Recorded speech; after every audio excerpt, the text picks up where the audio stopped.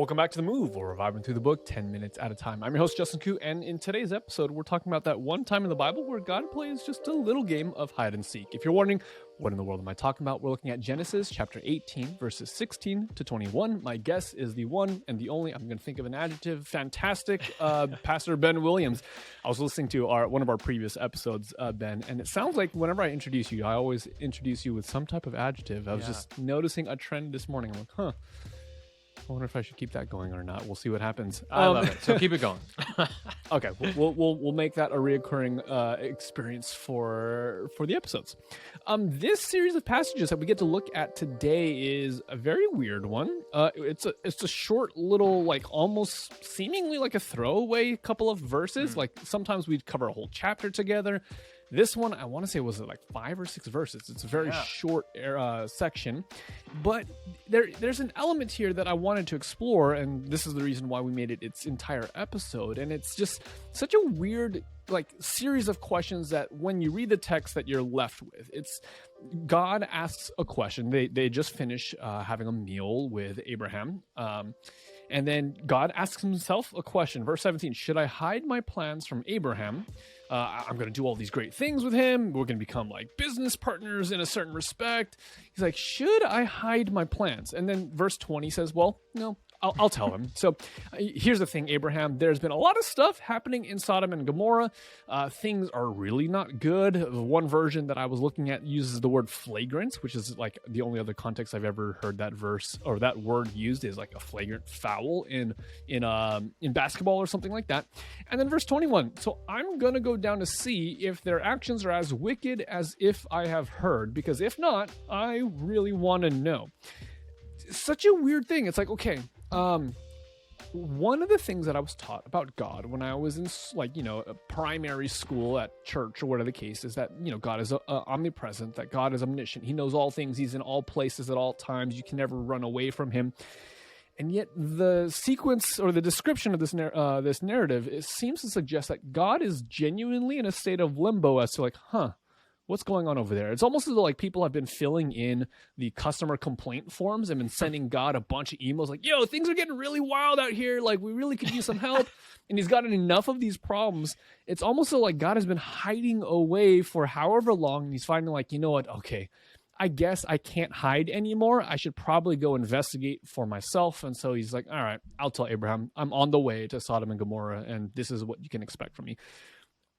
I know that this is not how things are actually happening, because the Bible does make it clear there's nowhere that you can run away from God. And yet, like, that's the picture that seems to be painted given this exchange with Abraham. And so I'm relying on your multiple fancy, shiny, newly minted degrees, brother. I think I should probably get those like hung and put them right here so that No, I'm just kidding. But yeah, that would be awesome. It's a really interesting passage in that the Bible often makes it seem like God doesn't know stuff or God hasn't seen stuff. We talked about one of those together where God looks down and he sees the wickedness. And there's one part of you that makes it feel like, oh, wait, was God just like walking by the windows of heaven and he accidentally saw for the first time? Or what's going on? Yep. Mm-hmm, but I think there's this repeated pattern in the Bible of investigation before judgment actually comes. So it dates, it goes all the way back, and it's all the way through the Bible, but it goes all the way back to Adam and Eve, where we see God comes into the garden and he says, Adam, where are you? And we could ask a very similar question there is like, does God not know where Adam is? He lost track of Adam. Like, yeah, like was Adam just like a 10 out of 10 skilled hide and seek player, or like what's happening? But in reality, it seems like there's an aspect of God where, yes, he knows what's happening, but before he actually takes judgment on someone or some town, or even you could say the world, he actually goes as a individual and he does an investigative judgment, one could say. Especially if you're Adventist, maybe that word really Adventist, you're like, you're like, oh, tell me more, Pastor. This is fantastic. This is it for me. No, but it's true. It's in the Bible that before something happens, God actually comes and he investigates. And I think that there's a couple of reasons. One, it's because God wants to be seen as fair. Because although God is all-knowing, other beings are not, correct? Right. So if 100, well, at least I'm not. I don't know if you are. Exactly. I mean, no, I don't think so. Maybe one more degree and you would be. Maybe if I had another doctor. No, I'm just kidding. I don't have even one. Anyway, but there's this thing where God, yes, he knows what's going in Sodom and Gomorrah, but also he wants the universe to see that he's fair, that he's actually going and investigating. Because from the very beginning, there's been questions against God's character, that he's not actually good, that he's not actually love, that he's unfair in his judgment. And so if you can imagine with me, if God is up in heaven and yes, he knows what's happening, but the whole universe sees him and they're like, how do you know? You've just been sitting on your throne. Right. But in this way, he can actually say, I've actually been there. I've actually investigated. And yes, maybe you didn't understand that I knew before, but maybe you do now because I actually entered into the situation. And there's even, I mean, we can talk about how even Jesus is a type of investigation where he literally enters into the world and experiences and sees firsthand what's going on. So that's not just this omniscient knowing, but it's actually a knowing of experience now. And this is that investigation that I think is important. And it's not as much that God didn't know before, but it's that he is now firsthand, personally investigating. I think that idea is so interesting because I would say that if I was in God's position, I probably wouldn't go through that much effort. I would feel like, I don't know, sometimes you have those days, and I just got off of a week of having COVID, and so like my experience being lazy has been, you know, at its zenith for the last 7 days or so, where I'm just like doing as little as I possibly can. And I just think about like, man, if I actually already knew everything and I already knew what was the right answer and the best course of action, would I go through the effort of, all right, let me get off wherever I'm at, let me get out of my room, let me go down the street and let me investigate what's going on? I think that for me, I would just take the lazy route, maybe, is and when faced with outside parties like, yo, dude, like, what's going on? Like, why did you do the thing, or why didn't you do the thing? Like, come on, walk us through this. I would have just been, guys, I'm God. You're not. I know what's right. Like, I would do the whole Job thing. It's like, dude, where were you during creation? Like kind of just, let me put you back in your place. Let me remind you that I'm the Almighty who created everything. And so I don't think that I would, one, go through the work of just actually physically showing up in that way, and or two, would I really be flattered when other people would ask me that question? And I think that what we're seeing on kind of just display is the idea of God's humility. Yeah. And I think this humility is such a weird concept to build into the picture of a divine being. Because when we think of everything that is divine, at least for me, like, I'm thinking about all the qualities that I wish that I had, right? I wish I was powerful. I wish I was intelligent. I wish I was better looking, or fill in the blank, right? I don't know that I always think that, man, you know what would be great? What would solve all my problems if I was more humble? And yet this is what I'm seeing on display here. Yeah, that's a great point. And I think there's beauty in that like God actually cares about what, not what people think in the way that he's like insecure about it, but he cares about us being able to know the truth. And he's like, if them knowing the truth means that I have to put in 1,000,000 times effort, then I'm willing to do it. Like, for them to just actually know who I am. And I think that's so beautiful because, yeah, I'm with you, Justin. I would probably just say, nah, I literally built this whole place. You're good. You can know that I'm good. But he cares so much that we actually know him. We actually know that he's good and love, that he's willing to do things like take a stroll down to Sodom and Gomorrah before he pronounces a judgment, which I'm sure you'll talk about in the future, but it's an important passage. Right. We'll get to that eventually, I promise. Yeah, you'll get to it. But it's so important to God that he enters in. And I think there's a level too that he wants us to know that he is interested in us enough to enter in. Because there are so many people that make claims that God, he created the world and then he walked away, or he is up there and he's unaffected by what's happening. But in passages like this, he wants us to know that he is so interested in us that he enters into our situations. The good, yes, but as we see with Sodom and Gomorrah, even the grimiest, even the worst of places, he is willing to go to show who he is and to seek people.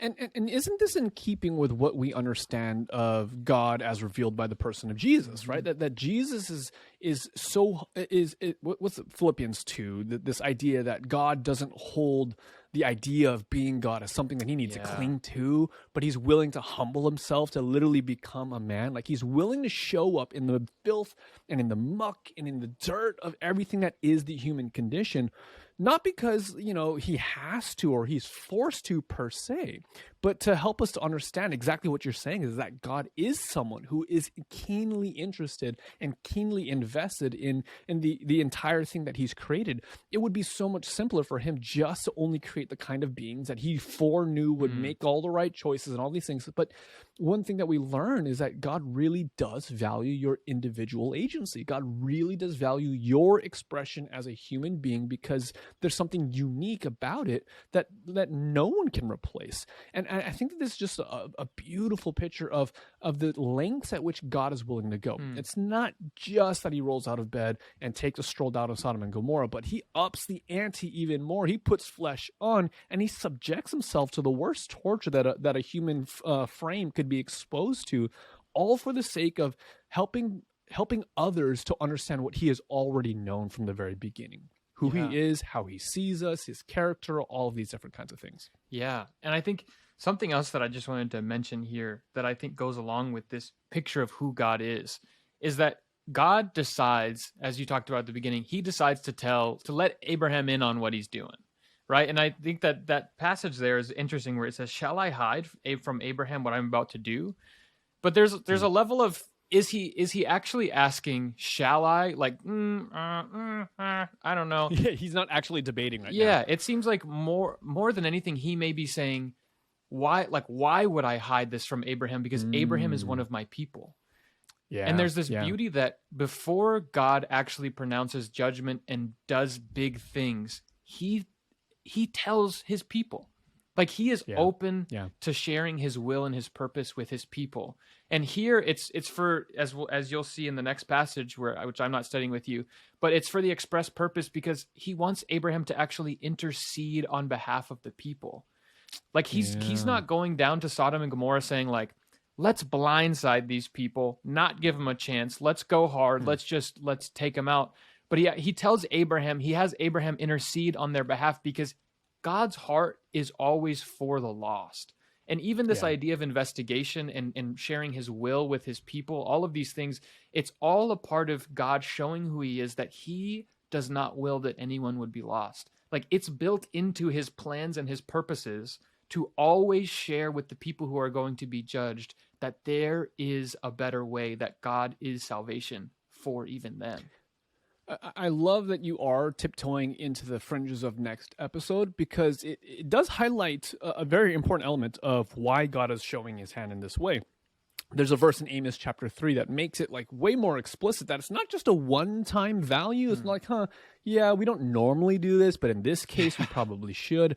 Amos chapter 3, I hope one day in the future, the move gets to move all the way from Genesis to Exodus, all the way down the line, and we eventually get to go through minor prophets. I was actually talking to Pastor Kessia Rain about this morning when we were recording her episode. I was like, you know what? There are entire books of the Bible that I know almost nothing or actually nothing about that I hope we someday get to those minor prophets. Amos is a great example of one of those. I don't know what Amos does. I don't know who he is. I don't know the story of Amos, but I do know this one passage because it's interesting. Amos 3 verse 7, surely the sovereign Lord does nothing without revealing his plan to his servants, the prophets. And it's not just to be like, hey, this is why you got to be on God's side because he's going to let you know when the stock market's going to crash. He's in on it. It's like, no, like maybe there's an element of that. I don't know. But the idea is that God cares about people, and the elected agency, the elected way in which God chooses to interact with the world and to redeem the world is exactly what we see in this passage. Is like there's a reason why God told Abraham, and it's not just for his own knowledge, but it's also so that you could be a part of the story of redemption. And I'm like, case in point, like as Abraham is, I'm going to trample on next. I'm not going to say what Abraham does because that's next episode. He does his thing. Is that he does this thing where he communicates to the church. Let's call it, broadly speaking, the church. And the point of the church isn't to sit on the hill with all this great information and we have the inside scoop, but our charge is to go out into the world and to use that knowledge to be able to redeem people and to bring people closer back to God. That was the point I was trying to make. Yeah, I think that's so key, because sometimes as Christians, we can get caught up in Bible knowledge, thinking that, oh, this is revealed to me. And then we think of that as something that we then need to like get closer with only the people that also have this information. And then we kind of group off and we stay away from other people. But if you look in the Bible, almost exclusively, God will come and give revelations for the purpose of blessing not only that individual, but also all of the individuals around. Like when we're studying the Bible together, this isn't just for you and I and the listeners to be like, nice information, now we can harbor it. But it's information because God's like, I want everyone to know who I am and know that salvation is for them. Like that's the purpose, is for you to know, but also for you to tell. Like that. And I'm not trying to get real evangelistic here and say, like, everyone pick one person and tell them this week. I mean, you can if you want. You need to send 10 text messages to your friends who you haven't talked to in the last 12 months and tell them that Jesus loves them. Exactly. Like, if you're feeling it, I'm not going to stop you. But, like, this is the point of Scripture. Maybe not to send 10 text messages, but to actually be transformed and receive the truth of who Jesus is, and then also to give it out. Like, that's always the purpose. I don't know if you've ever noticed, Ben, but there are no ads on the show. Some people are like, what are you talking about? At the end of every episode, you guys are shouting something out, like we just talked about the Rise and Lead podcast last time, and Ben did this fantastic impression of that. Those are not like really ads. What I mean is on YouTube, where you see one video and there's like 4 or 5 ads sometimes just stacked up. We have made, as a team, an intentional decision to not run ads on the channel at all. And because, why? Well, we just like having these conversations, and we don't like it when advertisement interrupts the content that we're consuming. And so we've just decided as a team, this is not something that we're going to be doing. And so the thing is, the flip side to that is that, making this kind of a program sustainable is a little bit more of a challenge when we don't rely on ads. But this is why something like Patreon is such a big deal, and why we really feel super grateful to those of you guys who are supporting us on Patreon. This is the way that we're able to pay for the team's kind of equipment. We had to purchase microphones for some of the team members, for example. We have to pay an editor to get all the stuff out. My wife is allocating hours to be able to schedule all the content and all the micro content you might have seen on our Instagram channels or whatever the case is. All that to say, if you're one of our patrons, you are the kind of people who have said, hey, you know what? The move is important to me. This is something that I value, I treasure in my life and my practice, and I want to make sure that other people get to enjoy it as well. We just want to say a huge thank you. We understand that some of you guys are not in a position to support, and that's okay. We don't mind. Your sharing, your continued support and prayer and engagement, all of those things are fantastic, and we wouldn't want to change anything else. But if you are in a position and you would like to support the move, we'd be really, really grateful if you decided to do that. You can do so over at patreon.com/jkoo. That's patreon.com/JKHOE. Some people do it for like $1 a month. Other people do it a little bit larger. Whatever you want to do is fine. We're really, really grateful. So that's patreon.com/jkoo. Again, thank you guys so much, existing patrons, for your support. We are really, really, really grateful.